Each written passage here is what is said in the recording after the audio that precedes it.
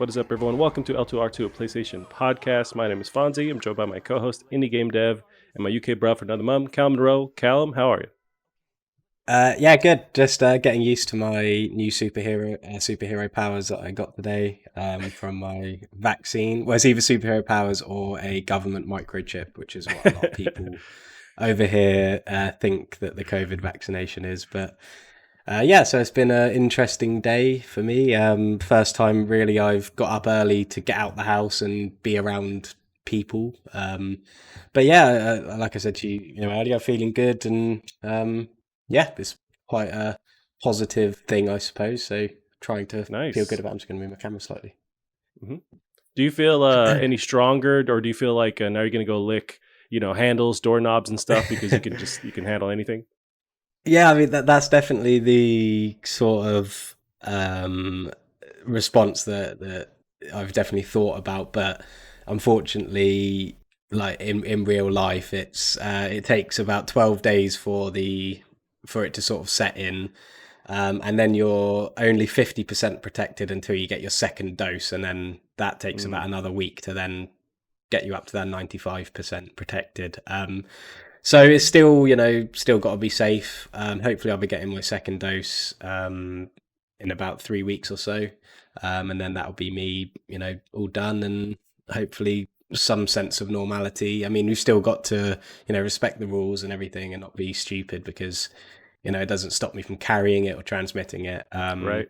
But yeah, it's exciting, and what's quite nice is that, I mean, I don't know what it's like for you guys over there. I mean, obviously you've a much bigger country, but it's looking like it's getting a lot more easy to access because I was unsure whether I was sort of special because I work for a charity that handles vulnerable people, which is why I had to get one. But it seems like a lot of people are now being able to just volunteer themselves for it, and they're hoping to vaccinate 500,000 people this week in the UK, which is good. And Nice. the little sort of vaccination centre I went to had vaccinated 10,000 people locally in since the 3rd of January, which so about 2 weeks, which I think's great. So Yeah. yeah, and yeah, so it's exciting, it's positive, and I just feel really bad because I'm not vulnerable, and there's I wish I could sort of give my vaccine to somebody who needs it more, but fortunately that's not how it works. So I've just Yeah. got to take it as it is, and just be grateful that I managed to get one. Yeah, that's awesome. Now you're in between where you still have that second dose. What happens if you get it in between that second dose? Do you have does it mutate in your body? Like, I wonder if something wacky happens if you have half of the vaccine, but you still get Yeah. corona. Does it get stronger somehow or like mutate? Yeah, so when I was queuing up, I was given sort of these two A4 sort of laminated sort of things that tell you some information about that kind of thing, and it basically just said that it takes about 12 days for the first dose to start protecting you, and that yeah, and then you get about 50% protection. Mm, But yeah, it does say the jab itself won't give you COVID like some vaccines sort of do. They give you the illness. right. But it says, if you do get it before you're protected, then just treat it as normal, self isolate, make sure you get a test if you have the symptoms and everything. But as far as I'm aware, when you're, properly dosed up and have the full protection, I think even if you do then get it, and there's a very, very unlikely chance you will, I think the symptoms are a lot easier to bear, and it's less likely to do anything or cause any complications. So I think, yeah, if you can still get it, and obviously, like I was saying, there's those periods of time between where your body starts to receive the benefits of it, where you can still get it. So like I said, I mean, me and my dad, because we work for the same charity, we just sort of just treating it like normal, just same as it has been for the past year or so. And yeah, just really, really hoping to get our second dose as soon as possible. And I mean, we're trying to get because my stepmom, she doesn't work for the charity, so she hasn't been able to get one, and that's the person who we're most sort of concerned about and will want to make sure gets it. So, but Yeah. we're going to try and see if we can get her in because she's in the same household and everything. So, um, but yeah, it's like I said, it's it's exciting in a way, and kind of surreal as well that it's come round like this. And but yeah, it's hopefully it will start becoming a really common conversation between people, getting vaccinated for it. And like I said, it seems like it's starting to become like that as well. Yeah, at the coffee shop that I work at, I've had a few customers come in. One was a doctor, and he said he had just got the first round of it, and he mentioned Mm. that it's a like a shot in the arm, and I guess it hurts a lot. He felt like somebody, like a UFC fighter, just like roundhouse kicked him in the arm, like it was super sore. Did you feel any of that from getting the actual first part? So the injection itself, like most injections, I barely felt it at all. And I'm not just saying that, it's a very fine needle. It's very unlikely that you'll feel much at all. But yeah, at the moment it's a little bit achy. Like when I lift my arm up, it's sort of aches, and it just feels, it feels like someone's punched you in the arm. And when you get like a dead arm, and then it has that after ache where it sort of hurts when you lift it up. It's just like that. But I mean, the process before the injection was, I've got to say it was very well organized and really well done, which I can't normally say about the NHS. So that was really, really refreshing and nice to see. And yeah, the injection itself was fine. It's I mean, I wouldn't mind if it was like the most painful thing ever, as long as it protected me against COVID and allowed everyone to be able to return to some sense of normality. That's good to hear, because I know we all know you're pretty weak. You tripped the other day, Yeah, like just what, you sneezed and broke your ankle or yeah, something. So you're very yeah. fragile, man. Yeah, I know. That is it's funny actually. With my ankle for the past year or so, I've been sort of saying to everyone how I feel like my ankles have finally repaired themselves and sort of become strong. And when I went over it the other day, I was like, oh, for God's sake, it's returned back to how it was. And but it's actually within a day or so, it was absolutely fine. So I think maybe they really have strengthened, and like my whole ankle really bruised and everything from the inside. So it was definitely like a serious, well, not serious, but a semi-serious sprain, which would have put me out of action for ages if this was a Damn. year or two ago. So there's kind of a positive story to come out of that as well. Nice, man. Yeah, so you got the vaccine, you're moving up. Yeah, it's rolling Yeah, out here too. Like I've already interacted with people who've got it, so it's happening. Hopefully it can happen, faster. I keep thinking, is there a way to yeah. just like pour some in the drinking water, or put in a, in a plane and just airdrop that stuff, just like a Yeah. mist version of it, but something to just make it happen as fast as we can. Yeah, well, a friend of mine was saying that apparently it doesn't have a very long sort of shelf life when it's rolled out to be used. So I know that I don't know whether they did, or I know that they were looking to get it into a powdered form so that they could store it for longer. But yeah, I think that they do really want people to come to them and ask for a vaccine so that they can use these things, because and as well, I was saying to one of my friends, his girlfriend works, frontline healthcare. She's a carer for sort of the elderly, and he said, oh, she still hasn't had hers. But I think it is down to, I think you do have to be a bit proactive and try Mm. and contact these health trusts and these people who sort of handle it, because I think they do have all these vaccines and they want to give them out, but they obviously aren't just going to write to people or know who needs them. So it does take a bit of proactivity as well.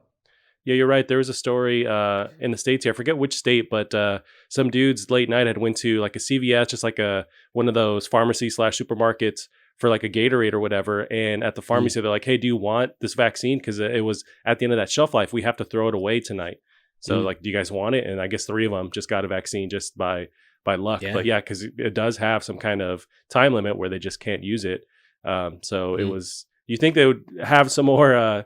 Just some brains behind it, like organizing that and not have stuff get thrown away. But I imagine there are vaccines Yeah. that they just have to dump. Yeah, well, I think I think a lot of people just sort of assume that you'll be called forwards when it's your turn. But Right. like I said, no, there's not some magical register for who's next for the vaccine. I think you do need to really ring up or email or write to these trusts and these companies that are handling it, um, and put yourself forward and explain why you need the vaccine and why I suppose it's kind of like applying for a job. and then they'll sort of get back to you. And I mean, the worst thing they can say is no. And but I really do think that there are a lot of these vaccines to go. And I mean, and when I went this morning, there were lots of people turning up without appointments. And whether or not they were just staff sort of quickly going up to get it on their break or not, I don't know. But it seemed to be, you know, they were very accepting of anybody who wanted one. So yeah, it's looking good, and I hope that this is a sign of more and more of it rolling out. And like you're saying, hopefully we'll see it becoming more common. I wonder if those people, they have to really ham it up and, you know, cough and just wear the worst clothes possible to show like, hey, I'm sick, man, I need it. Sort of like when you call into work, like you always put that extra little bit of sickness in your voice, you know, to really drive it home that you're sick. Yeah. A little bit like that. Yeah. Yeah, I think it's kind of like I was being sort of interrogated before I went through. They were like, "Are you allergic to anything? Have you had COVID before? Have you had a vaccination in the last 14?" And all these questions, and every time I answer, I'm kind of like, "I don't think so." You know, I might have, but yeah, they are. There is still sort of a pretty heavy vetting process that goes into it before they send you off. Gotcha. Yeah, Callum, I got something equally exciting and just as important in my life. I got some new shoes. Yeah, I'm excited to see. Yep. So I don't know if I can stretch. Oh boy, I might break my leg in the process, but here's an attempt to.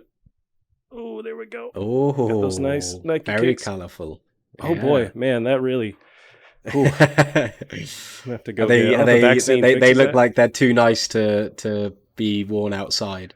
100%. And as I got them, I was like, well, no one's gonna ever see these. It's like I could wear them to the coffee shop, but I don't want to get them dirty. Yeah. So it's like, I guess I have them on in my car when I'm driving around to like, you know, a drive through or something, but it's like, no one's gonna see these. So I even debated buying them in the first place, but I wanted them. It's one of those, I was bored and online.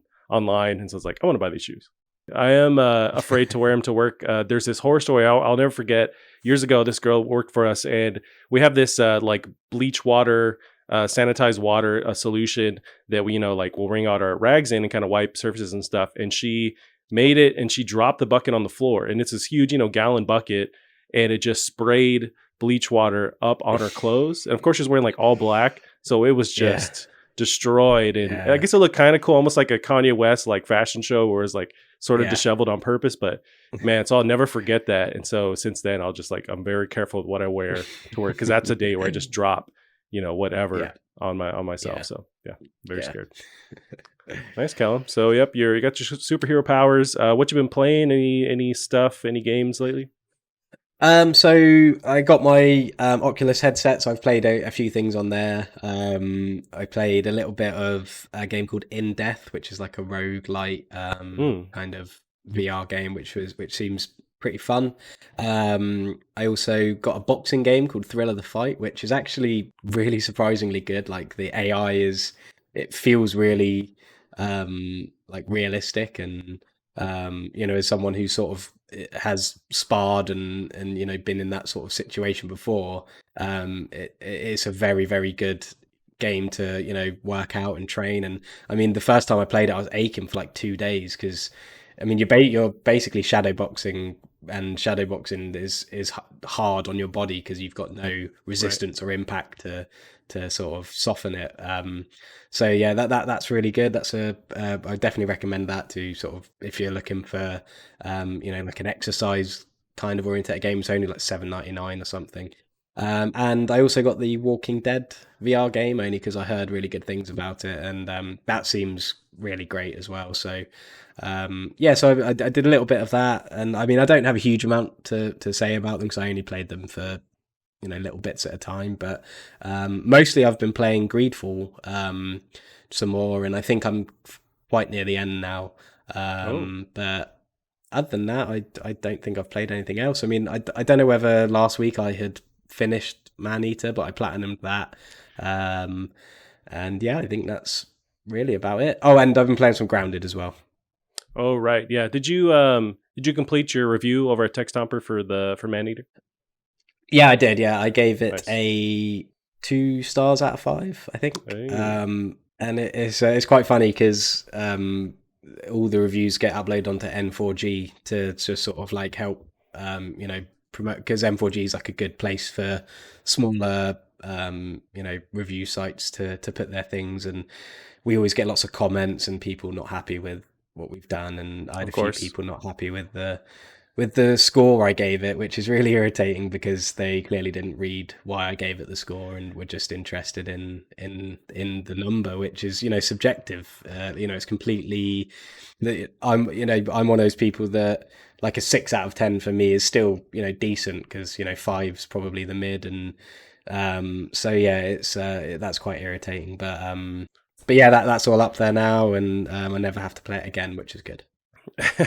Yeah, that's always the struggle with review scores. It's like people just search for that score and then they judge accordingly, but don't read into the nuance, and it's frustrating. I imagine putting out a review, but also I'll get that from reading reviews and seeing the comments. It's just people don't they don't think, and they just react knee-jerk reaction off of this stuff, and it's unfortunate. But yeah, like a 5, that's a fine score. Like a middle of the road score is decent. A lot of games fall in that category, so it's just, unless the game is completely broken, it would deserve like a incredibly lower score than that. But yeah, I think that's totally fine. So people just freak out over nothing.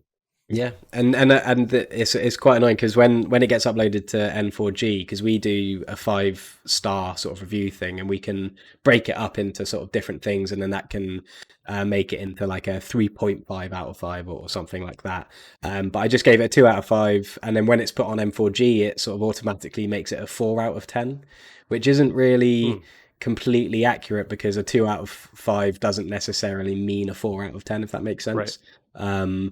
So there's that whole angle to it as well. You have to look at what it's scored out of, and because I think, to me, yes, a 2 out of 5 is literally 4 out of 10, but to me a 3 out of 5 is quite a high score, and is much higher than what a 6 out of 10 seems. So it's very convoluted and sort of weird, but yeah, it's fine. Like, I don't mind people commenting and disagreeing with me. I like to talk to people about, and understand, different perspectives. But when someone comments going like, "Oh, this isn't a 4," or "This isn't a 2," whatever, it's like, can we not talk about something I said in the actual article and be much more, constructive? But that's not what people are like, unfortunately. No, people suck. They're dumb. Yeah, with going back to GreedFall, so I played a bunch more of that over this week, and something unlocked where I started having a lot more fun with just like grinding through it and leveling up. I was finding these bosses that were just like way too powerful for me to handle, so I'd go back to the island and just level up and take over some of the other like quests that I've been putting off, and I'm having a lot more fun. It's really, and I followed what you mentioned over text, that like it gives you the option to redo your points, so you can assign them to other stats. You can kind of just like cancel it out. I don't know how often you earn that, but I did that for the first time and just focus on more melee combat, which I was having more fun at anyways. And now I feel just like an improved build that I'm playing as. And I'm really liking it, and I'm glad that I stuck through that little hurdle where it wasn't fun for me. And now I'm really digging it. I do find myself skipping a lot of the cutscenes lately, but I think it's just like some of the minor missions in the background that I'm just kind of cutting through. But I don't know where I'm at in the point, or what point I'm at in the game. I'm stuck on this boss that will give you the cure. Apparently, she's one of the natives, and she kind of like is holding on to that. And that battle is just like, I cannot get. She has these like lizard animals that are just like whipping me around, and it's rough. But I do enjoy so the party system that you have with you. I feel like they hold their own. Like, they actually help me in combat, and of course you can give them your whatever weapons you find, whatever armor and stuff you find. You can suit them up and kind of build them accordingly. And I'm having a lot more fun making sure they're built up as well as I am, and then they actually help me in battle, which I really dig.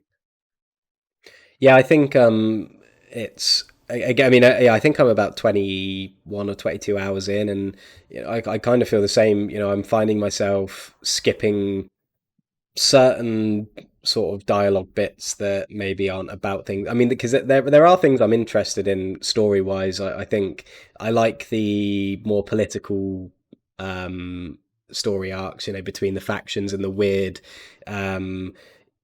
evil things that are going on. But I think that's also where I think a bit of repetition setting in is with the story, because it seems to be that you'll go and try to speak to somebody, they don't trust you, so you have to do something to prove their trust, Right. and that happens like a comical amount of times, like exactly the same way.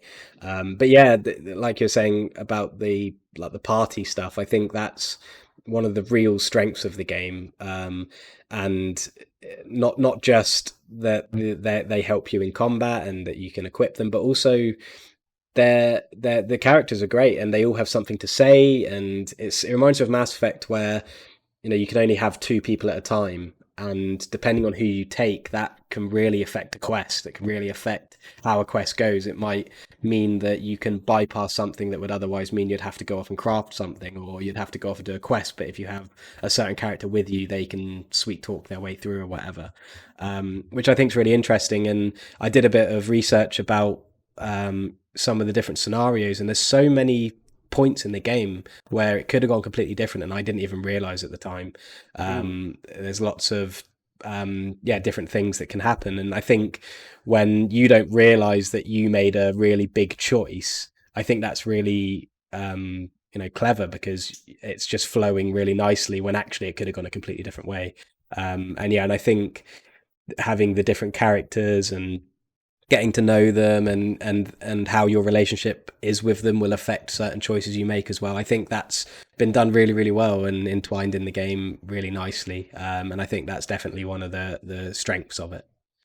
Yeah, I find myself kind of navigating through the story based on who's with me. So I have one of the first native girls you can kind of align with. She's been in my party the whole time. And so as I'm dealing with the natives in the island, you can make choices to either help them or kind of further that gap that you have with the natives. Since she's in my party, I find myself being nicer to them and kind of just joining their side. And there's story stuff that you might be connected with them somehow. I'm starting to learn. But I find that, since she's around me, I'm actually like in real life, thinking, oh, okay, like I want to be nicer to these people and kind of interact with them and not be an asshole when this chick is right next to me. I'm not going to slaughter this entire village. So I love that idea. And have you encountered, it's earlier on, I think when you first hit that island, there's this crazy priest kind of guy who's just nuts. And I think he like kills someone in front of you, then you have to fight him. I loved that scene too. Like there's a lot of cool cutscenes that will happen. And it finds me, I get back engaged into the story when those happen. Yeah, I think we were quite critical about the character models and everything, but I think the more I've played it, it kind of feels like its own art style in a way. And I'm finding myself not actually quite wincing at the character models and actually sort of kind of understanding the sort of style it's in. And I agree. I think there are some really cool moments, and I find myself really caring about a lot of the characters, like Petrus, the sort of father character from Thalim, is it? He was a character that I wasn't too keen on, but I brought him along on some missions that were related to something that kind of he sort of is related to, because I try and sort of bring party members that are related to the quest I'm doing, but just in case I can use them in some way. There's a lot of dialogue choices where you can ask one of them to intervene to help you out of a situation if a dialogue choice isn't going well. From using Petrus a lot, I went from not really liking him to him being one of my favorite characters. I think he's really, really great, and I think that's the same with all the characters. I think at first, even with Kurt, is it? And I can't remember the name of the pirate guy who says about poison on his blade all the time. But both of those I wasn't too sure about, but they've really opened up and developed. And it is a pretty great game. And I do have some problems, which I'm sure we can get into. But in terms of the characters, I think, and as a party-based game at its core, I think that has been done remarkably well, and I think considering that's a real core feature of it, it goes a long way. I kept the first companion you can have. I kept that guy for a while and just recently dropped him for, I think, that same father character you're talking about. I couldn't tell you the names of any of these people for some reason. They just don't stick in my mind, but I got rid of that guy. I liked him, but he kept his voice dialogue when you were in combat, he kept throwing that line out where things are about to get dicey, and I just wanted to jump off a cliff after a while. It's just like, dude, say Yeah. something else. And just Yeah. recently got rid of them, but I did like them. But yeah, as far Yeah. as like some of the issues we talked last week about it too. Some of those issues I'm coming around to. Say with the dialogue, say with the combat flow. I got used to the timing and all that stuff with the interactions. The map. I wish they kind of explain things a little bit easier when it comes to the map and where they want you to go. But I've started to learn that. I've had to use YouTube to kind of find my way through a quest where I'm looking for a character and they're just not there, and I've had to like initiate something in the right way. I've had that happen, but otherwise, I'm still having fun.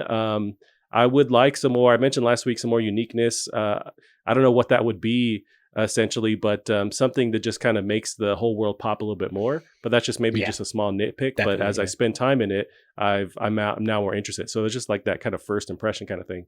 But what are some of the issues you're still having with the experience? So yeah, I think repetition is kicking in a little bit, and I do find myself skipping dialogue, which is not something I normally do, but mostly because I think the quests, like the way the quests are structured, are very similar all the time.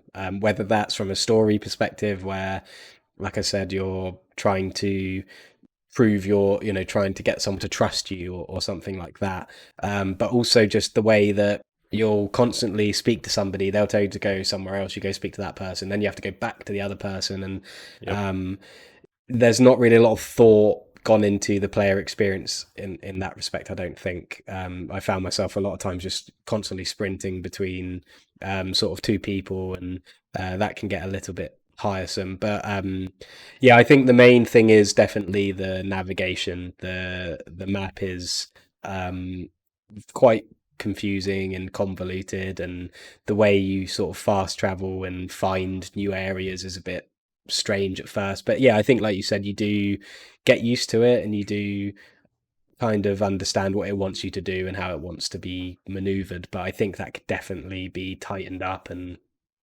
changed. But yeah, I think you do definitely get over that, and you do start to understand, trying to find the camps and trying to uncover these camps so that you can more easily fast travel between places. And but yeah, I think where it does have some slight issues with maybe the player experience, I think you do get over them. I think you do just start to get what it wants you to do, and so any criticisms I have with it are quite easily swept under the rug. So yeah, so it's mostly positive, really. Yeah, I share the same. You bring up thoughts I had while playing, where there is a lot of repetition. There's oftentimes when you're going to, say, a city area, the main office, main political hub you'll go into, it's kind of the rinse repeat, the same building on the inside. There's a lot of that, and a lot of, just like you mentioned, somebody will tell you to do something, you go back, you're just going back and forth talking to people and squashing drama and bugs with each other. But there is there's times like that where I will throw on a podcast and just kind of go through those missions. But I have the most fun when I'm just running around in the island and just leveling up and finding these crazy creatures and trying to find better weapons and increase my stats. I would like the ability to the stats that you earn when you level up. I guess I'd like a bit that to happen faster, so I can start to mess around with upgrading various parts of my build. It seems like they really make you wait to build that up, and it's a little annoying, but you just have to kind of grind through it. But yeah, no, I'm super positive. I'm going to keep playing, and I don't know if I'll reach the end, but I will stick with it this next week for sure. Yeah, I think the progression system actually is a really interesting way, and I think that is something quite unique to the game, is that leveling up itself, that rewarding feeling of getting to the next level is quite quick. I think I'm level 29 after about 20 hours. So, you level up and, probably once or twice an hour, which I think's relatively quick. And I think if you have more combat moments, you level up even quicker. But yeah, like you said, they really space out the different skill tree points and the different attribute points and everything. And I think that's really interesting, and especially with the way that the game constantly is showing you things you could be doing or items you could be having if you had put points into this other thing. And I think that's quite interesting, because that kind of makes you want to try and create a more broad character, because you want to try all these things in the game. But that's not how it works. That's not how it wants you to play it. It wants you to choose one path and then go down it, and like I said, there are lots of different scenarios, whether that's to do with story or relationships with other characters, that if you really love the game, you'd play it again for anyway. So I think it's an interesting thing, and yeah, it has the reset, the memory crystals, which I think is maybe a bit of foresight that the developers had, that maybe the player's going to make a few mistakes. They're going to misread the game quite a few times, which I definitely did. But yeah, I to be honest, I quite like it. I think it's quite nice, and it forces you to build these relationships with these characters by doing these character specific missions as well, because once you do, I think everyone has 2 missions each, or maybe 3, and once you do, I think the second one, you get like a really good relationship with them, and that will actually give you access to maybe its craftsmanship or charisma or something. So that's a way of unlocking certain things without spending skill points on them, which I think is a really nice way to allow you to flesh out your character build, but without actually leveling up and spending those points. So I think it's definitely the most thought about part of the game, and probably the biggest unique selling point of the game for me is how they've handled that. Yeah, I think you're totally right.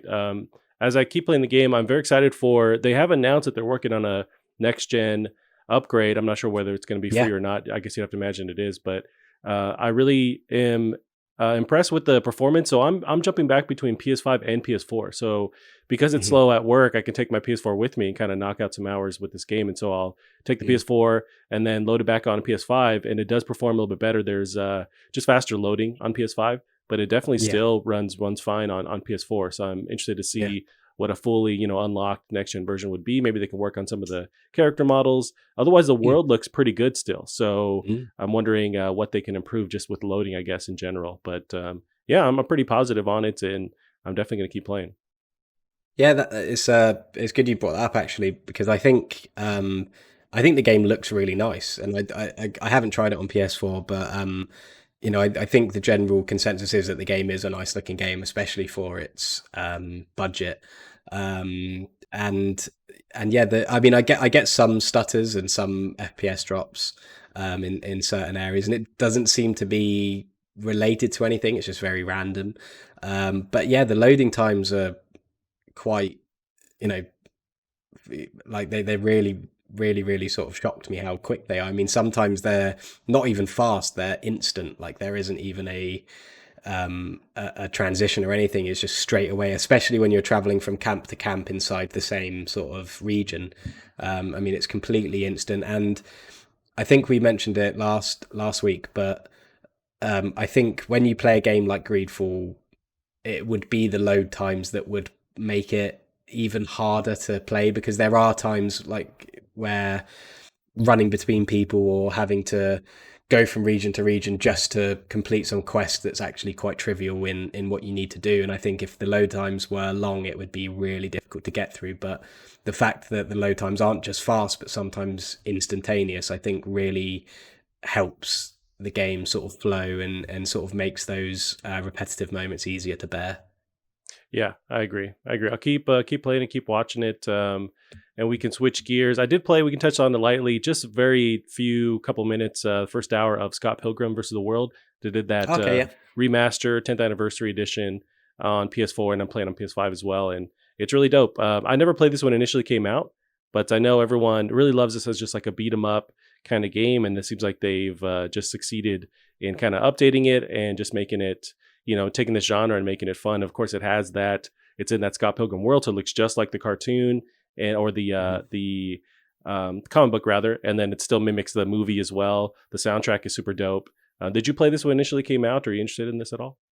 No, I didn't actually. Scott Pilgrim, I've seen the movie like maybe once. What? And that's about it.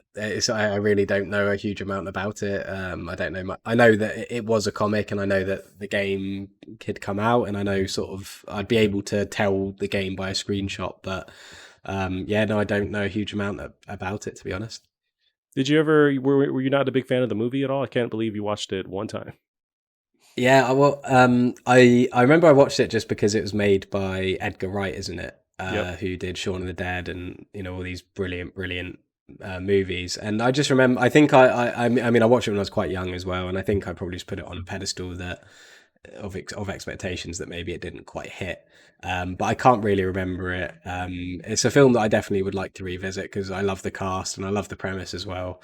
So maybe it's something I'd enjoy more now if I watched it. But yeah, it's just one of those things that just has escaped me and hasn't really. I've never really had a reason to revisit it.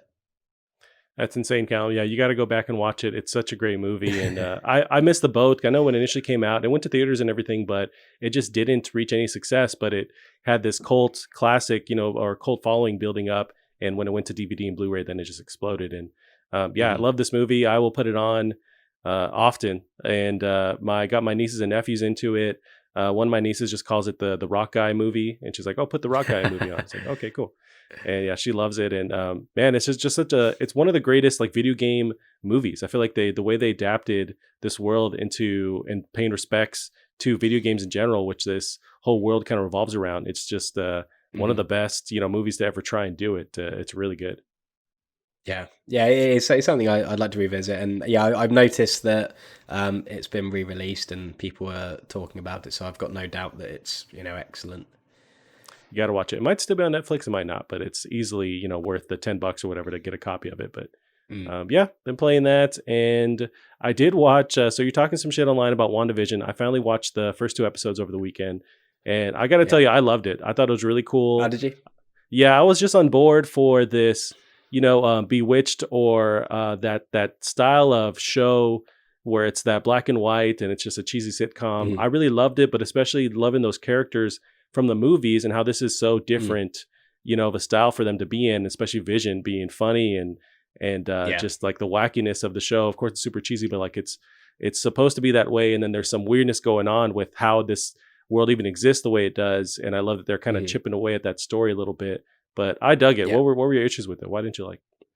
I think my problem was I understand that it's trying to mimic these old sitcoms like I Love Lucy and all of that, but I think it's trying to mimic it in a way that the jokes aren't funny.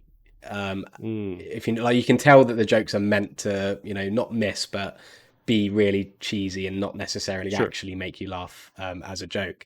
And I think that's cool, but I think to have 2 half-hour episodes of unfunny jokes is just too long for me. It's too much. I think that would work for maybe half an episode or 1 episode or something, but I just think I just don't think it really, for me personally, I just don't think it respects sort of the time of the viewer. And I know a lot of people love it, so that's probably completely not the case for a lot of people. But yeah, I just felt like it was really kind of what's the word, sort of not believing its own hype, but a bit uppity in the way that it drags it out for so long.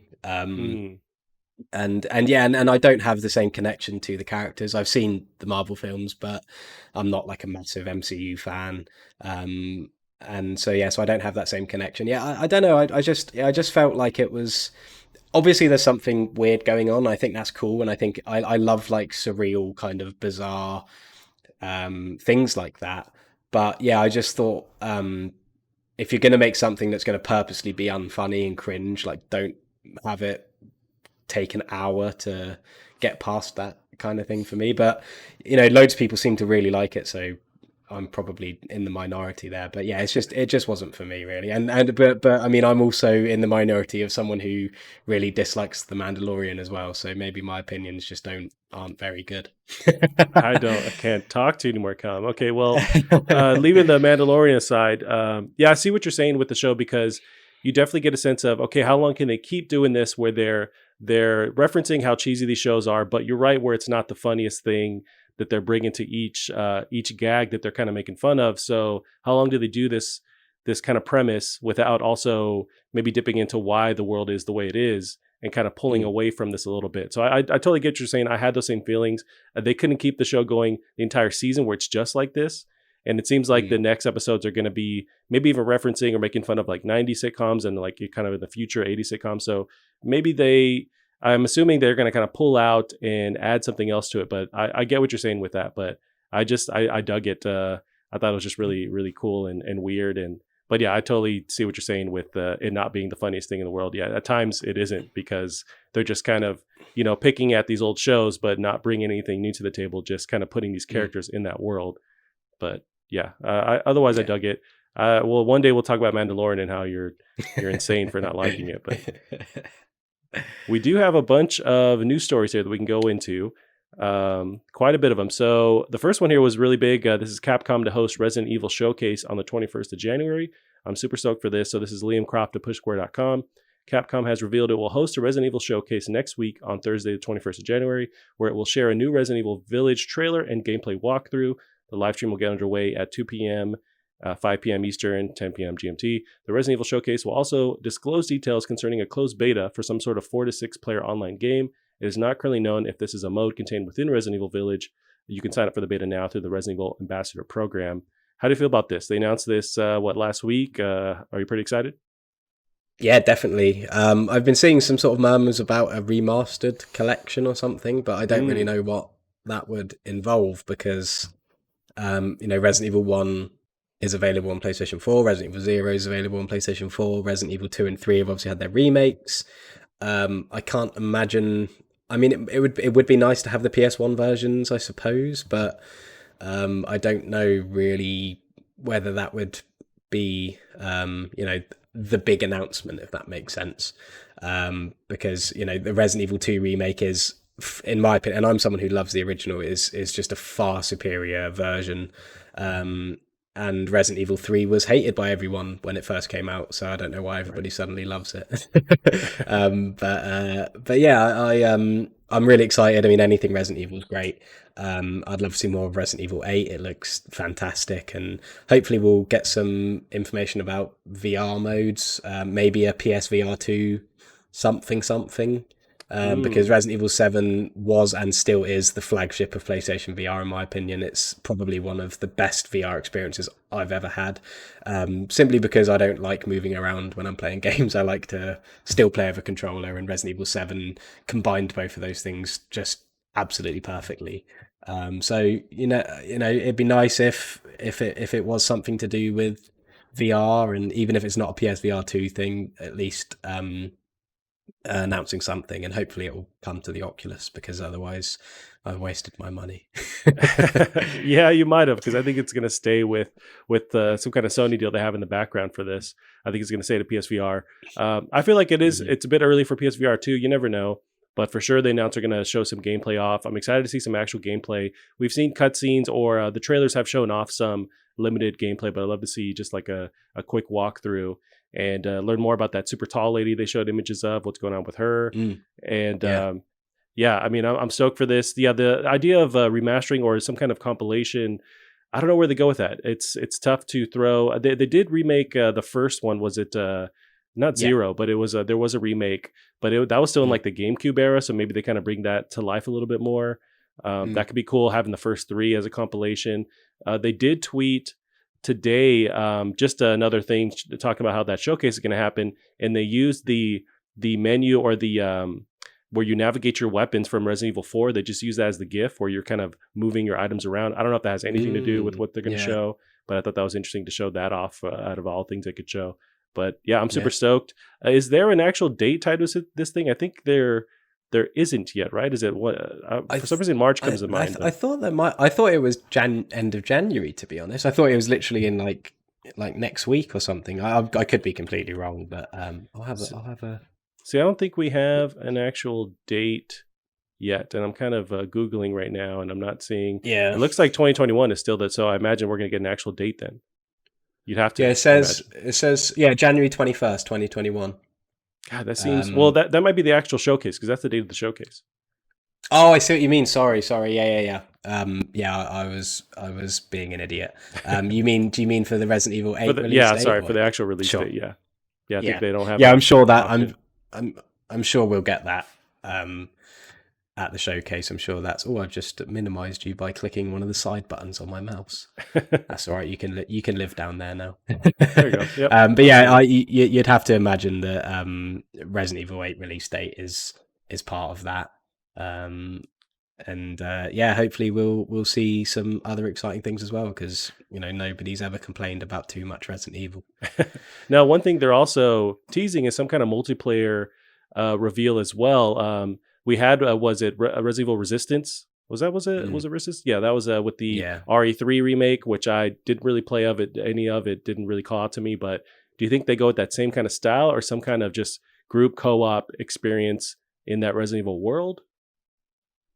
I hope not, to be honest. I just don't think it needs it. I don't think Resident Evil needs co-op. I mean, it was fun in like Resident Evil 5 and 6, but they were a lot more action-orientated games. I think the sort of theme that they seem to be going for now is a lot more eerie, proper, rooted horror. I think having co-op things like Resistance just muddies the waters, and I just don't think they need to do it. I mean, we've seen how successful all of these single player experiences have been. That it's just, I just want more of that. I don't want any multiplayer stuff. But then again, I know lots of people love multiplayer, and I just particularly don't like playing multiplayer games. So that might, be different for other people. Yeah, I think they seem to be driving home this idea that people do want this. They tried that with Resistance, and the fact that they are not just continuing that content, but starting something else, seems like they really want to have this successful alternative Resident Evil experience where it's always online, and maybe there's more, there's more income from that because there's people buying various, abilities or like characters, and it just has the legs of, say, like a Dead by Daylight kind of thing. It seems like they want to crack that code, but I just don't. I think a lot of people just don't want that with the Resident Evil experience. They want these single player tailored experiences that are eerie, that you're alone, and they focus on that. But it seems like the development, they really want to succeed with this multiplayer aspect, and I just don't. Maybe they can crack it, but I just don't know who that's for, or what that would look like to actually make it fun. But there are people that do like those Dead by Daylight style games, so maybe they just kind of keep leading into that. Yeah, I think there's definitely room for like an asymmetric multiplayer game like Dead by Daylight. Again, personally, I don't like Dead by Daylight. I think it's it just seemed. Apparently, it has actually got better. But when I first saw it, I think this is when it first came out for free on PlayStation Plus. It just seemed really stiff and like really. Just there didn't seem to be much to it, and I don't like the idea of being like a really famous horror character. Yet the only way to kill a character is by placing them on a hook thing, and I just feel like it's kind of taking the fun part of playing as one of these murderers out of it. Sure. But yeah, I think there's definitely a space for that. But I think that's going to be filled when Back 4 Blood comes out. I think that's your true co-op horror zombie experience. It's been confirmed it's going to have the asymmetric mode similar to Left 4 Dead, which was massively popular and is probably the best asymmetric multiplayer experience in my opinion in Left 4 Dead, where you could have people play as the zombies and Right. things. So I think that there's companies that deal with that kind of thing and they're very good at it, like the guys behind Back 4 Blood. And Dead by Daylight now, it seems to be getting better and better in quality. So I think just do what you do best, and that's make single player horror games. I'm personally not interested in any multiplayer Resident Evil stuff, but yeah, I don't speak for everybody. Yeah, I kind of see this as them really just trying to cash in on that craze and have this, use this property that they can split off and have some of that, get some cash from that experience. But yeah, it's just not for me and not for either of us, I guess. But Yeah.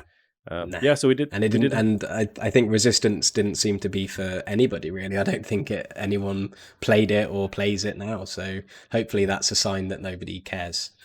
Right. And you think that, but they doubled down and said, nope, you're going to like it. Here's another one. Assuming that's what they show off. But yeah, it's interesting.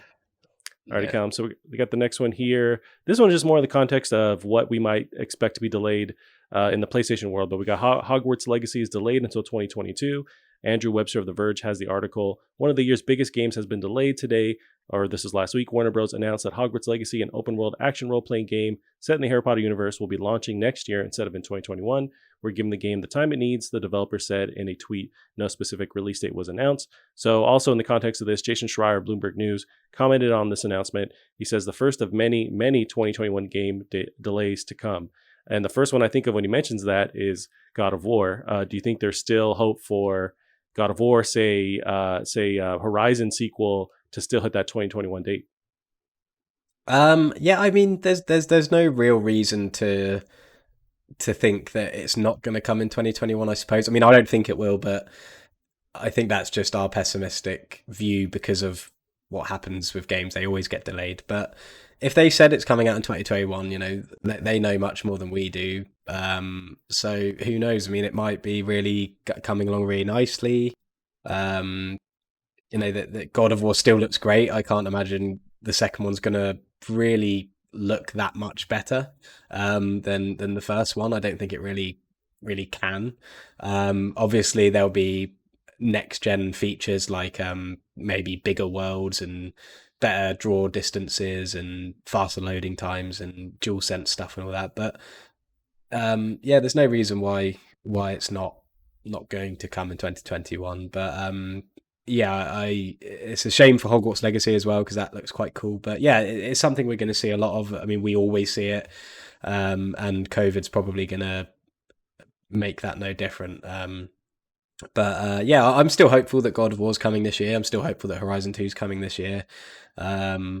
So yeah, I mean, maybe they'll get delayed, maybe they won't. It's actually quite funny. For some reason, I tried to go on Jason Schreier's account yesterday because he had written something about Cyberpunk. And for some reason, he's blocked me, and I've never spoken to him in my life. So Interesting.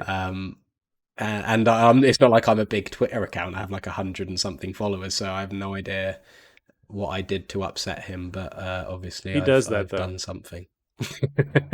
Yeah, he does these blanket just blocks of people. It's pretty common that he'll do that. So you must have said something that rubbed him the wrong way, or he looked at your profile pic and didn't like you. Yeah, that's probably more likely.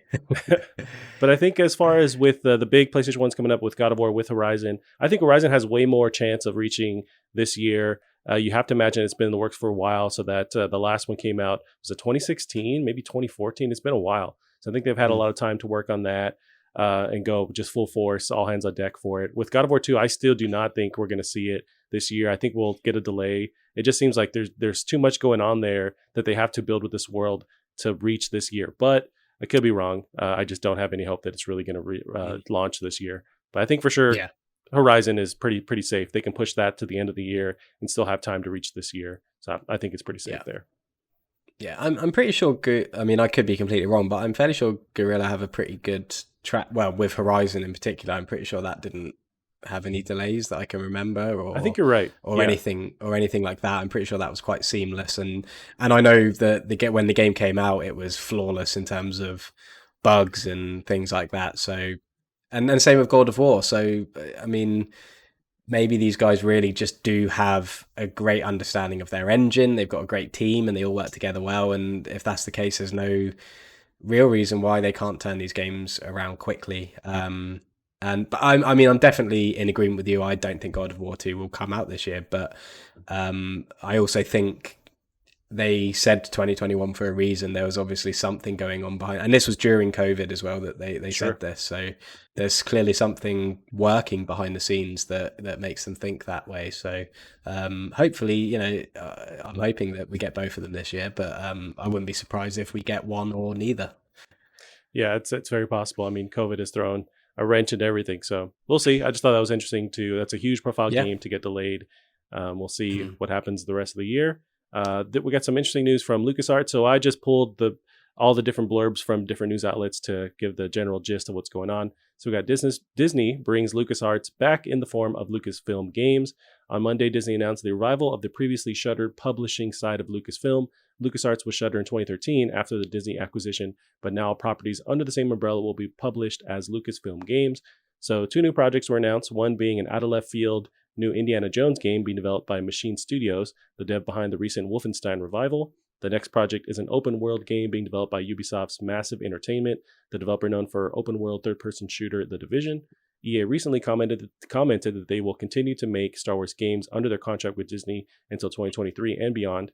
It is clear now, though, that Disney is allowing other studios to tackle games within the Star Wars franchise as well. So I had a couple questions for you. Just your initial thoughts on the fact that Machine Games is handling this Indiana Jones game. Do you think that's the right dev? They're, traditionally they've been doing these first-person shooters. Do you think that transcends over to the gameplay that you'd see in, say, like I imagine like an Uncharted kind of Tomb Raider style gameplay with Indiana Jones? What do you think about that dev tackling that property? Yes, it's really interesting. I think it definitely is strange because Machine Games are known for making these really violent, fast-paced, edgy, first-person shooter games. But then we also have to remember that Guerrilla Games were known for making dark, gritty first-person shooter games and then made Horizon. Yep. And Machine Games are fantastic, and I think they have just the right amount of humor, the right amount of talent in that sort of quirky way that I think they could tell an Indiana Jones story really well. It'll just be interesting to see how they approach it from a gameplay perspective. But I'm a massive fan of Machine Games, so really, really excited for that. And I love Indiana Jones as well, so it's a match made in heaven, really. But yeah, you're right. It's interesting when you look at Machine Games history, whether or not it would directly fit Indiana Jones. Yeah, I don't think they would tackle this property if they weren't confident that they could do it, because the first comparisons you're going to see are Uncharted, are Tomb Raider. So to go up against those juggernauts, they have to be ready to provide a game that can be compared to those. And I think they wouldn't tackle it if they didn't think they could. So that makes me hopeful that they're gonna kill it. We'll see what they do with that. One of the questions people have been throwing online is that, will this game be multi-platform? Because it's still, now Machine Games is owned by Bethesda, and Bethesda has that deal with Microsoft that doesn't finalize until some point in 2021. They're still like an independent publisher and studio that can decide what they want to do. So is this going to be multi-platform, or are we going to see this locked to Xbox when it actually launches? I think I don't think any Bethesda games are going to be exclusive to Xbox, honestly. And I think the reason for that is not only because they were quite vocal about the fact Bethesda is still going to be able to publish their own games, but also the fact it's going to be on Xbox Game Pass on day one, which, I can assume it will be. That's plenty enough, because as somebody who games predominantly on PlayStation, if I had the choice of buying the Indiana Jones games for 70 quid on my PS5 or getting it for free on my Xbox Game Pass, I would get it on Xbox Game Pass every single time. So I think that's enough for them. I don't think they need to make it exclusive. I think for people who have both platforms, Xbox is going to be the winner every time. I'm sure it would definitely come to PlayStation 5, because Bethesda, want to make as much money as they can, and to not put it on PlayStation, which is the dominant platform, it would be not suicide, but it'd be a pretty poor decision, I think. Yeah, I mean, it's a good point where I think their goal is to sell more consoles and to get people in that ecosystem, and that's how you do it, by having games on Game Pass. So it's not like they're really at a loss, because they're going to get players on their platform regardless. So they can still release on PlayStation, and people have to buy it there, or you get it for free if you already have an Xbox console and Game Pass, or playing on PC as well. So yeah, it's interesting, but that is the big question as they start to make these announcements. Okay, is this going to be multi-platform, or say looking towards the future with Starfield, with the next Elder Scrolls? What do they do there? But I could easily see it being multi-plat still, even with those huge games. It's just going to be interesting, because Sony would not do that. They would lock it to their platform, but they don't have like a streaming kind of thing, or a platform like Game Pass as well. So it's kind of apples and oranges, I guess, at the end of the day. So that was interesting. Another fold to the story, but also part of that release was that they're going to have the team behind the Division, Massive Entertainment, working on a third world open world third-person shooter. How do you feel about that? So I imagine they're carrying over that same kind of gameplay from the Division, I'd have to assume, and use that in the Star Wars universe. And maybe, I know you hate the Mandalorian, but everyone's thinking maybe a Mandalorian open world shooter, something like that. But what would you want to see from that team behind the Division tackle in the Star Wars universe? Yeah, I think with Star Wars, I think it's the world, isn't it? It's the world that people love and everything. I don't think Star Wars should be, except from the original films, I don't think that any of them are marvels of writing and amazing characters and all of this.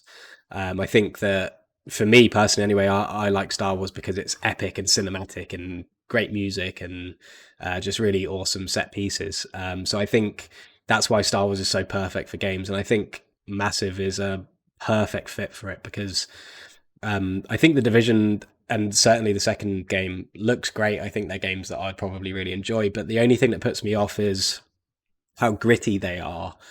But then the enemies you fight are like damage sponges because of the kind of game it is, and I just don't think it fits. A really realistic, grounded game, and then you're seeing numbers pour off of enemies as you sort of pour bullets into them. I just don't think it. For me personally, that doesn't fit. Whereas a sci-fi game like Star Wars, I think that would be absolutely fine because it's straight away fantasy, not to be taken completely seriously, and I think that would work brilliantly well because, the Division again is as a game is something that I think looks great and probably works really well. It's just the setting and the theme that I don't think fits well with it. I could be wrong if I actually played it, but I think in Star Wars that kind of game would be perfect. I think you're totally right. I think that's the best theme for them to tackle because I had the same hiccups where it is realistic, but it's arcadey at the same time. But there's something about the gameplay just never brought me into keep playing it. I played a little bit of the first Division, but I know my buddy Gavin loves Division 2.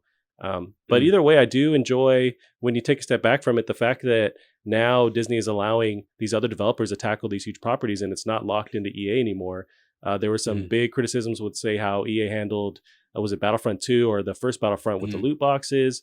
And although they did succeed with letting the dev tackle that newer Star Wars game. So they did Titanfall. I'm blanking on their Jedi Fallen Order, yeah. Right, Respawn. So they had huge success with that. So, but at the same time, they've had this property for a while, the exclusive rights to make Star Wars games, and they haven't really produced anything that's been hugely monumental. So I'm glad to see that it's finding other homes with other devs, and I love that they can just branch off and just let these other devs work on stuff. That's how we got Insomniac to handle Spider-Man, and they're just like the best. Just send these properties off to the best devs who can handle it, and not lock them into these deals that are not going to bear any fruit. So I'm excited.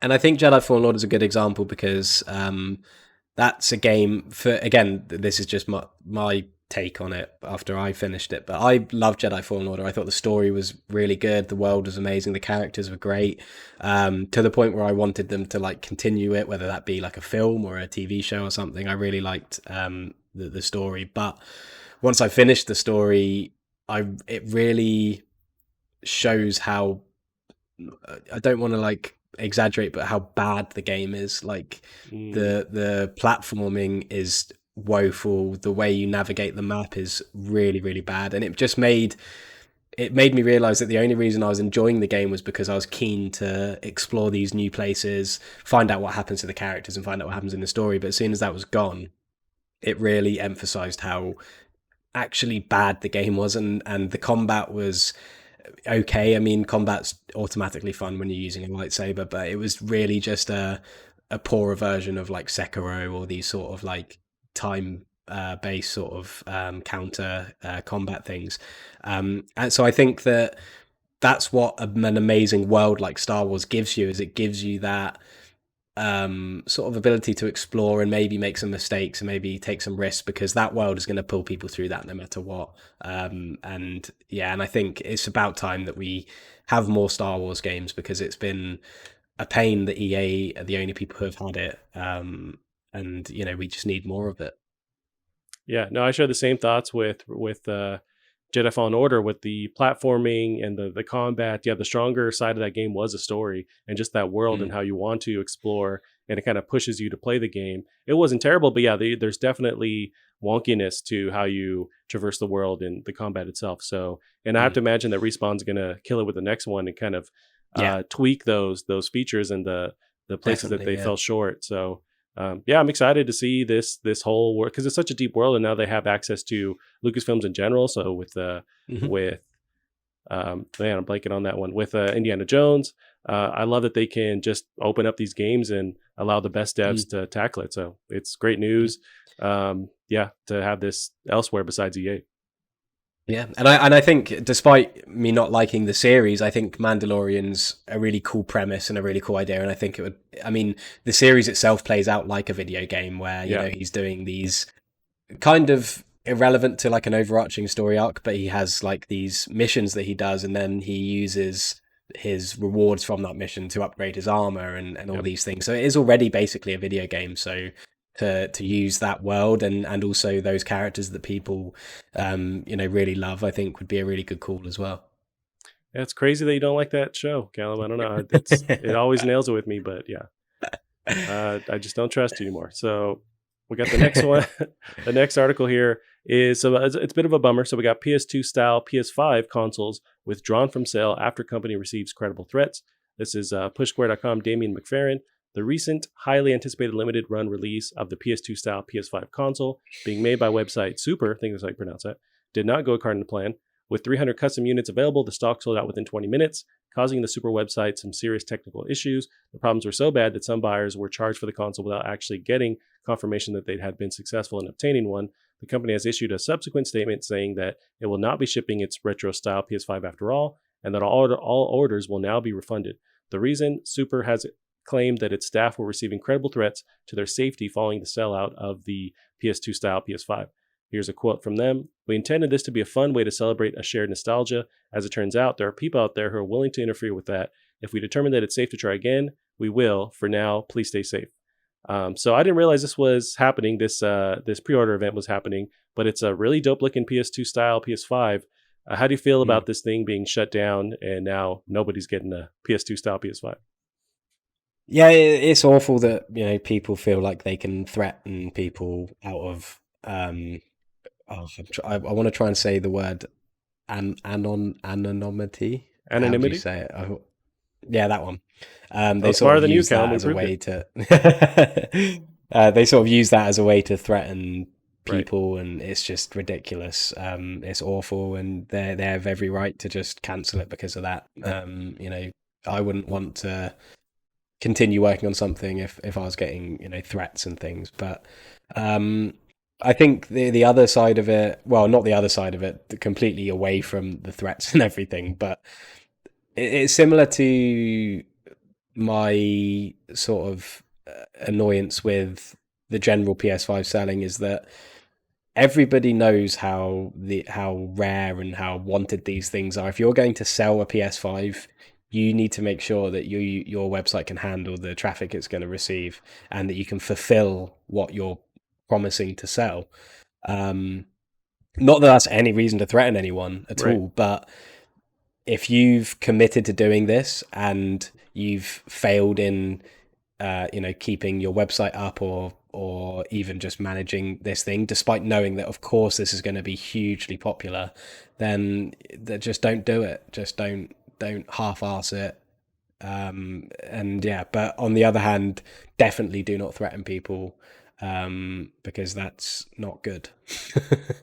Yeah, it's insane, and it's there's so many of these stories where people receive death threats over the most mundane things, like say Call of Duty puts out this update, and then their devs receive death threats, or there's a review that people didn't like, say with like the Cyberpunk review from GameSpot. There's death threats for that review, where it's like it's just death threats are so easy to send, and at a certain point, I wonder. I've never received them. But I always have this thing in my mind where it's like, most likely, no one's going to do anything. They're just talking crap online. So almost don't take it seriously. But at the same time, I've never had these happen. What if they're super specific to like your address or your life info that, you know, you'd be a bit scared from doing it. So I do like the idea of pulling the plug just to say, you know what? No one gets one now. Since no one can play nice, nobody's getting one. Just like your mom taking away your controller or whatever. It's like you guys are fighting. Nobody can have it. I like that idea. But at the same time, you know, punishes the people that were just going the proper route and weren't being a troll online.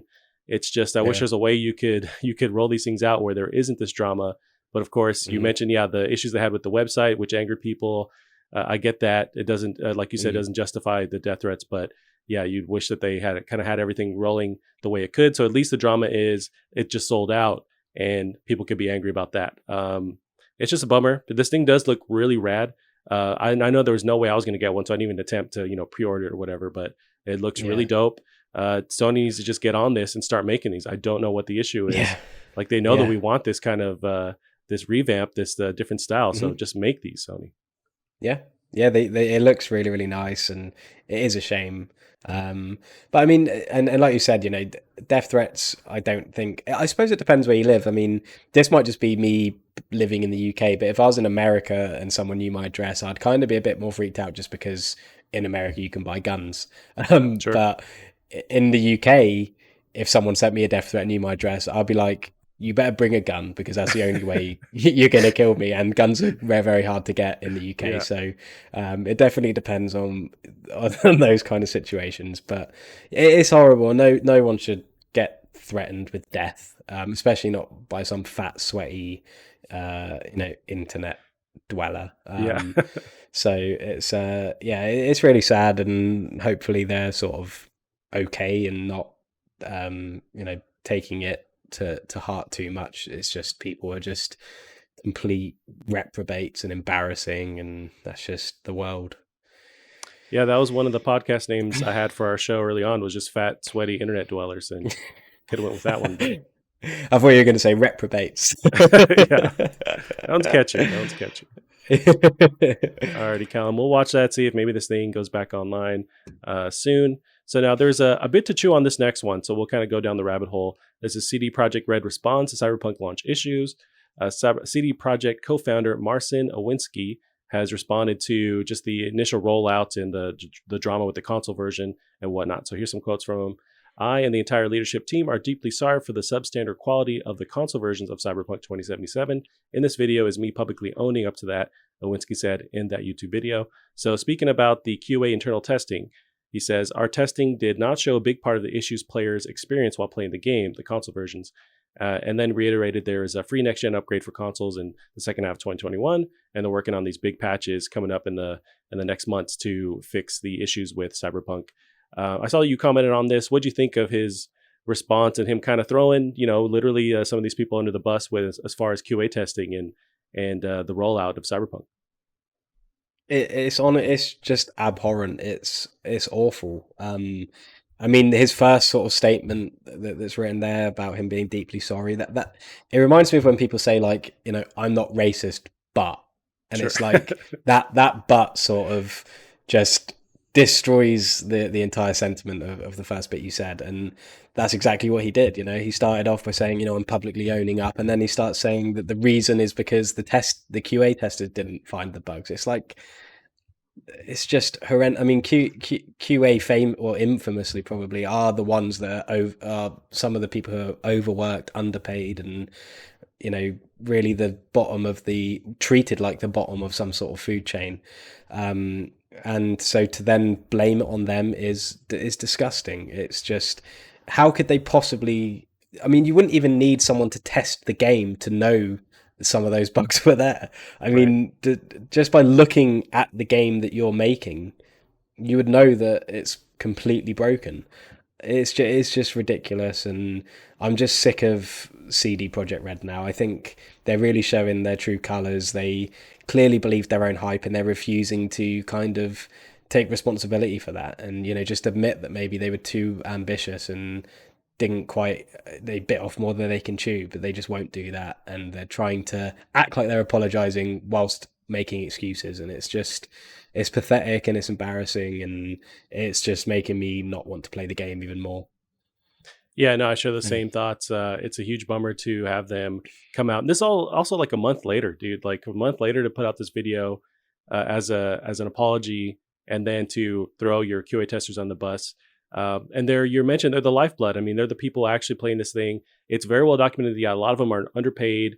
They're treated like shit. And then to say that, this kind of rests on their shoulders, it's like, I 100% understand that they tell and they report when there's issues, but it's a matter of, is the higher up management deciding to fix those issues or just go full force on something else? But they're bringing these issues up like it's their job to play this thing to death and to show that. But it's up to the the dev team or the whoever is in charge of them to actually tackle those bugs and decide that they're worthwhile enough to spend the time working on them. So this issue does go down further. So over the weekend, Jason Schreier of Bloomberg released this expose. He interviewed 20 current and former CD Projekt staff.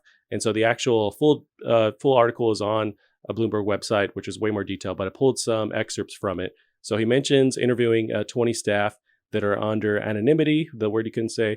So it's just, it's under secret who he's talking to, but these are people that apparently work there. So they depict the development process marred by unchecked ambition, poor planning, and technical shortcomings. So despite being announced in 2012, the company was still focused on The Witcher 3, and full development didn't begin until 2016 when CD Projekt Red hit the reset button. The game's impressive E3 2018 demo is described as almost entirely fake. So this is what I wanted to pick apart as well, this idea of the demo being fake. So CD Projekt Red hadn't yet finalized and coded the underlying gameplay systems, which is why so many features such as car ambushes were missing from the final product. Developers said they felt like the demo was a waste of months that should have gone toward making the game. Developers who worked on the game argued QA testing did find the main bugs/performance issues on console, saying that many common problems were discovered, but staff just didn't have the time to fix them. Management wanted to, this is another excerpt, management wanted to develop the engine technology behind Cyberpunk, most of which was brand new, simultaneously with the game, would slow down production as well. And so they have responded. So CDPR, Adam Badowski has responded to IGN recently. The studio head of CD Projekt Red has responded to a recent report regarding Cyberpunk 2077's alleged fake E3 demo. So here's his quote.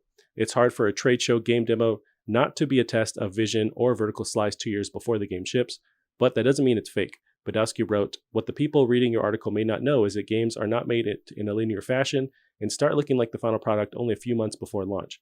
If you look at the demo now, it's different, yes, but that's what the work in progress watermark is for. Our final game looks and plays way better than what the demo ever was." So there's some drama with this demo. So I'll give my thoughts. So at least going back to the article from Jason Schreier, he kind of has a blanket statement saying it's mostly fake, which I don't know, or entirely fake. I don't know if that's the right wording because there was gameplay mechanics in there. It's just some stuff didn't also transcend to the actual release. So they have in that demo from 2018, which is infamous now, you have the world itself, which pretty much looks the same. You have the characters looking the same. You can tell the shooting mechanics are there. The gameplay mechanics are there. But there seems like there was a rush to build that demo and then the world kind of came around it. But it seems like it was all basically there. So I wouldn't really call it fake. I would say if it was all CG and just completely like not really rendered in the game engine, you could say that's fake. But I did have issues with the wording there because it's almost like clickbaity kind of a tagline to throw on there, calling it fake. But how do you feel about this further fallout with this Bloomberg article? Yeah, I think that it made me laugh at the end because he says our final game looks and plays way better than what that demo ever was, which is a very strange thing to say. But yeah, I think you're right, and I think in a lot of ways, Adam Badowski's right. I think every E3 demo is its own little project, really. You see it in Raising Kratos, the documentary for God of War, back when they made their E3 demo. Ubisoft are very, and same with Last of Us as well. Ubisoft are the same. I mean, they're infamous for downgrading their experiences from E3 and everything. But I think there is still a problem because you got the God of War, for example, the developers spent months basically working on something that wasn't going to be in the full game. I mean, that E3 part of God of War is in the full game, and it does actually look and play much better than the E3 version. But even if you use Watch Dogs as an example, that looked unbelievable at E3, and then when it came out, it was far less visually striking and everything. But at least those games worked. At least they were playable. At least they weren't completely broken messes that people had that was literally pulled off of a store. That's when you can start saying that time was spent incorrectly. If they knew, I mean, they must have known then that it wasn't on track. So to still spend that time on the E3 demo like they did, that's where the problem is. It's not that it's fake or, like you said, that's completely the wrong word to use, and I think that gave Adam Badowski a good platform to sound right, which is annoying because he's mostly spouted utter shit. But yeah, he's right that it is a vertical slice and it's not representative of the full game. But the fact is, Cyberpunk was released and it was completely and utterly broken and awful, and so now he's going to deservedly get a lot of backlash about the E3 demo, and maybe the time should have been spent on actually making the full game good. Because yes, you can say Watch Dogs was downgraded from its E3 demo, same with lots of other games, but at least when Watch Dogs came out, it was a experience that you could play from beginning to end with little bugs. It just didn't look as amazing as it did at E3. So he's right to counter what Jason Schreier said, but he's wrong to try and excuse the fact that this is irrelevant to the state of the final game. It's not at all. That time should have been spent on the final game in hindsight. And I say in hindsight, but even at the time, they would have known by then that the game was not on track. So Right. yeah, it is one of those things. Jason Schreier definitely was trying to get clicks or whatever. I can say what I want because he's already blocked me on Twitter. So, but so he was right to correct that. But I think he's kind of seen that Jason Schreier was wrong to say that and kind of latched himself around that and made that the narrative, when really he should be saying it's not fake, but maybe we spent that time incorrectly.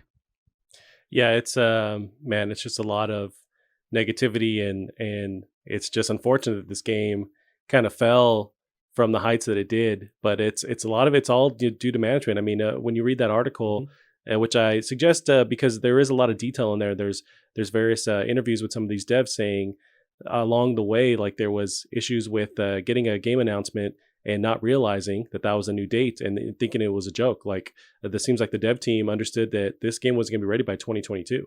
And along the way, there was this pressure, and the management decided, to attach these dates that they had no idea that they could even achieve, and developing the engine at the same time that they were making the game. Which I guess I wouldn't say that doesn't happen, but they thought that they could nail it, and they were just trying to do so much.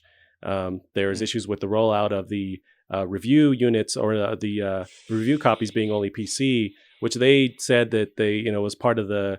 It wasn't anything criminal. They were that's all that they could provide. They were trying to work on the console version up until that very end. So that's why they didn't bring those reviews to outlets, which kind of bit them in the butt as well. So it's just a lot of, it's just a bummer, man, the way that they handle this thing. And it does make you lose hope in CD Projekt Red, because unless these higher ups, this management, unless they leave, it seems like it's just going to be the same kind of thing rolling forward. I know that they've announced that from now on, they're not going to crunch, or they're going to try and work on that going forward. But they said that through the development of Cyberpunk, that they were going to tackle crunch and have it not be such a huge issue. But it doesn't seem like that's the case. Or they're going to protect their devs, but then the QA team is going to crunch. So it's like, I just don't trust them very much anymore. And it's such a huge bummer. I wonder how it goes forward with The Witcher 4. You'd have to imagine eventually they're going to switch gears to that.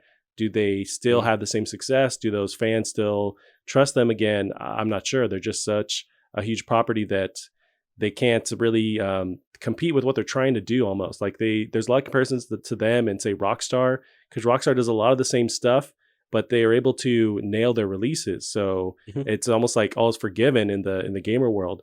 So I just don't know with them, and I for one have lost trust in just assuming these games are going to be ready when they are. And I have no idea what's going on behind the scenes, but I can't trust that they're handling their dev team with just trusting their dev team and handling them dealing with their real life issues. I just don't know what's going on behind the scenes, and it's hard to trust them as a company. Yeah, I think that's exactly it. I think it is the trust, because they're just saying what they think people want to hear. And that goes back to the delays, where we saw their social media team telling people, people asking them, is it definitely coming out on this date because I've booked a week off work, and them saying, yes, 100% no delays. And then literally the next day, it got delayed again. And that just shows the lack of communication amongst the departments, and also them just saying it's either a lack of communication or them just telling people what they want to hear, which seems to be the case because that's all they're doing now since the release. It's just excuses, trying to cover things up, and that's not an apology. Saying I'm really sorry, I take full responsibility. Our QA team didn't do this and that. That's not taking responsibility at all. It's his. It's the whoever's in charge of these creative departments and these creative decisions. It's their responsibility to overlook these things, and that wasn't done. And he can't blame a department for that because it's his job to make sure those things are working well. It's like an example.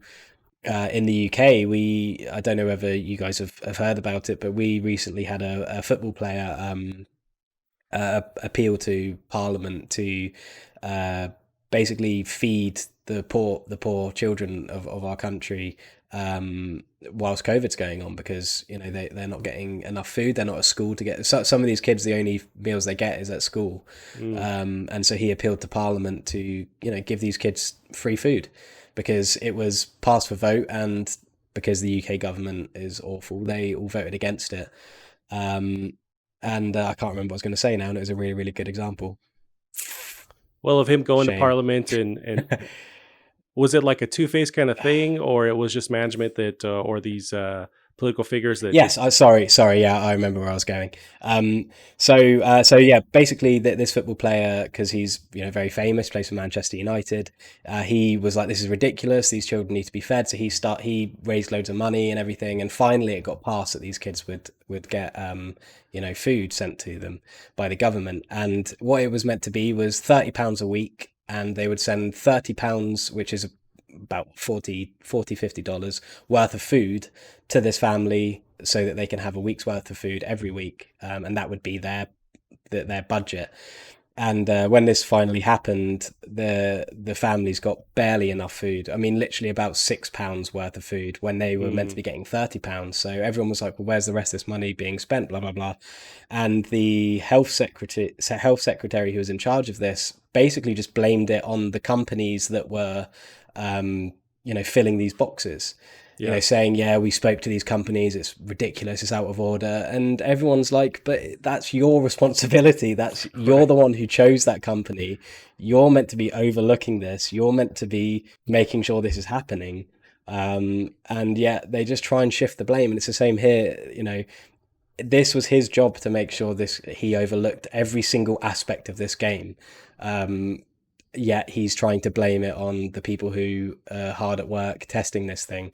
And yeah, I thought just sort of reminded me. It's probably quite a long-winded comparison, but it's just that's what people do. The people who have no idea what they're doing, they try and shift the blame. And I think I've said it before. CD Projekt Red were not equipped to make a game like this. They made The Witcher 3, and that was it. Witcher 1 and 2 were nowhere near the AAA sort of quality that The Witcher 3 was. So to think they could do something on the level of Rockstar was just is never going to happen, and they now need to accept that and admit it and apologize for it.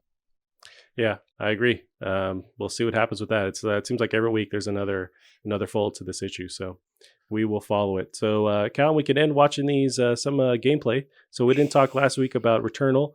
Returnal gets a brand new PS5 gameplay trailer, details on combat. So this is from pushsquare.com, Stephen Taibbi. Sony's slate of software for 2021 is looking amazing, and part of that is House Marquee's roguelike shooter Returnal. Today or last week, a new trailer has been released showing off a couple more minutes of gameplay from the PS5 exclusive. Callum, if you want to cue this video, I will cue it at the same time as well. So I'll start it right now. Yeah. But I am extremely excited. This one more and more as I watch gameplay from it. It's just for sure I have this itch, and this is going to scratch it, where I just want to jump into this world. I love that I've had fun with their games before, but I love this third person aspect to it, and the combat just looks super fluid and fast paced, and it seems like you really have to think at the same time as well. So I'm stoked. Yeah, it looks exactly like Alienation, just a sort of over-the-shoulder version, with a bigger emphasis on story, which is great. I'm all for that. I've seen a lot of people saying that it shouldn't be £70 or shouldn't be full price, and I think that's just It's sort of, we've had this conversation lots of times, but it's not.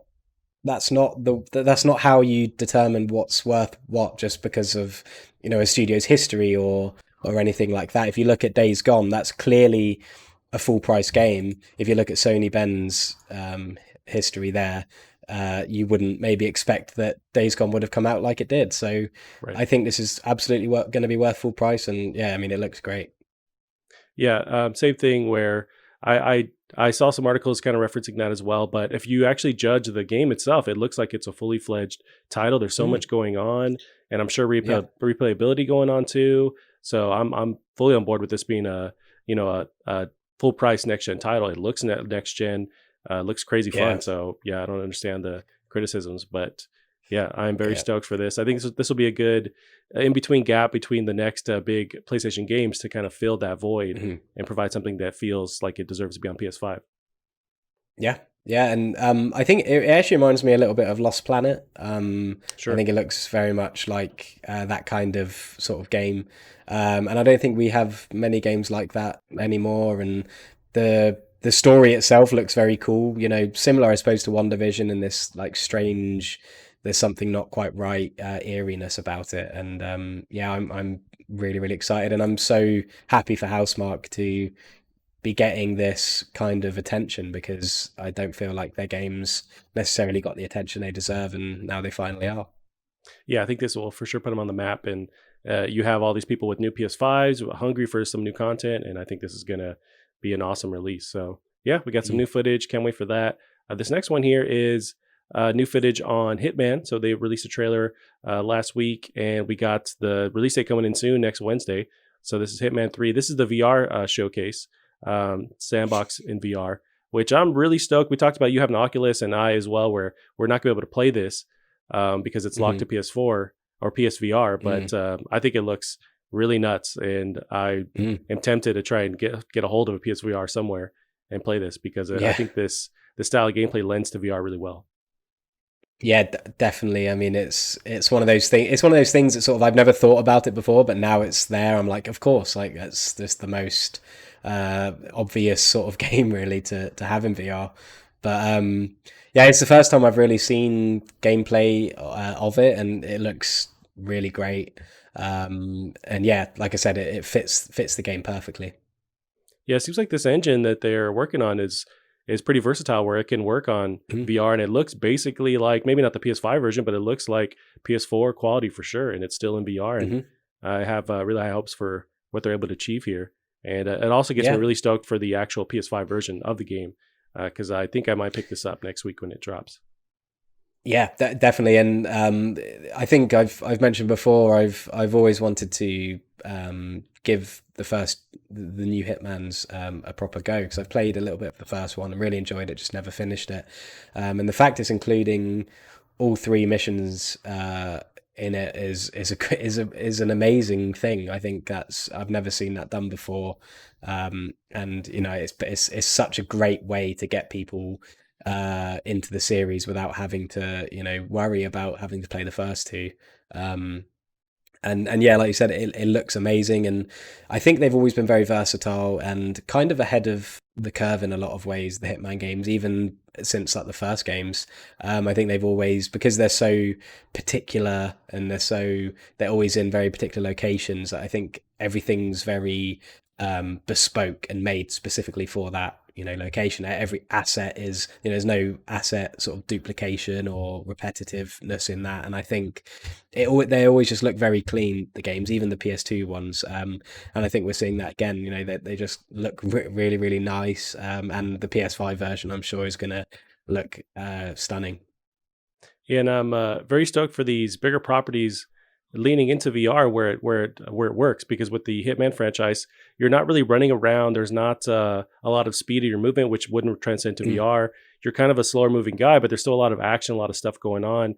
And then with the mm. VR aspect, you can manipulate the world in the way you couldn't. Like there's a scene where you're dragging a foot by actually holding it. Yeah, You can kill someone who's leaning over a piano by like tapping the stand for the lid, but actually yeah. doing that VR really works. So I want these other properties, these other big games to, if it does transcend their gameplay, then lean into VR and just fully Yeah. immersing yourself in that would be awesome. So I think this is a great candidate for that kind of thing. Yeah, and I think it's a really interesting way of looking at interaction, because what would normally just be like using the piano example, that would normally just literally be a button interaction and then Yep. it would just happen. But VR allows those interactions to become so much more, and with very minimal effort in terms of, what can we do. It's literally just looking at those interactions and playing them out fully. And to sort of add on that, the Walking Dead game that I got on the Oculus is really impressive in that way as well. And there are little interactions that go a long way. Like, for example, it's going to sound really brutal and horrible, but when you sort of stab a zombie in the head, you have to do it with force to get it through their skull. Otherwise, it will just sort of pierce their skin, and you have to really push through. And then if you try and pull it out, the zombie will stay on things. You have to use your other hand to grab their head so you can sort of, and it's just Right. things like that, like these really subtle sort of interactions that you're having with the game world that go a really long way. And just by having to like really you feel yourself like pull something out of a skull or whatever, it really just adds so much to it. And I think Hitman's a perfect game to explore with that, not necessarily with pulling things out of people's skulls, but with all the wacky kind of interactions that you have in Hitman that you'll be able to be a lot more immersed in.